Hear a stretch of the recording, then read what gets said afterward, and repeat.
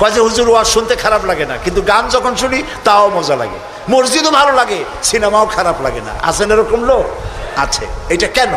এটা হলো এই জন্য যে ইমানের মধ্যে জং ধরে গেছে। সাপে যদি রাত্রে কামড়ায়, রাতের বেলায় সাপে কামড়াইছে,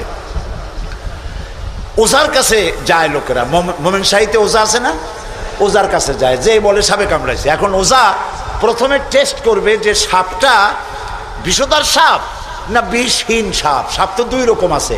যে সাপে কামড়াইলে তাৎক্ষণিকভাবে লোক মারা যায়, ওই সাপরে মোমেন শাহীতে কি বলে? কি বলে? গোখরো সাপ।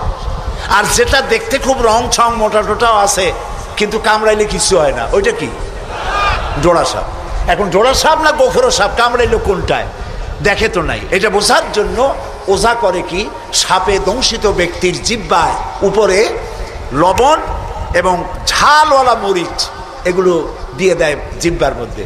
যদি সে বলে পানি পানি লাগে, যত মরিচ দেয় তত কয় পানি পানি লাগে, তাহলে বুঝতে হবে বিষধর সাপে দংশন করেছে। আর যদি সে বলে যে ঝাল লাগতেছে, লবণ লাগতেছে, তাহলে বুঝতে হবে যে লোড়া সাপে কি করছে? দংশন করেছে। এটি হলো সাপ যদি বিষধর হয়, তো বিষধর সাপের বিষে সর্বপ্রথম যে কাজটা করে সেটা হলো জিহ্বার স্বাদকে নষ্ট করে দেয়। মানুষের ইমানের জন্য সব থেকে বিষাক্ত সাপ হলো শয়তান।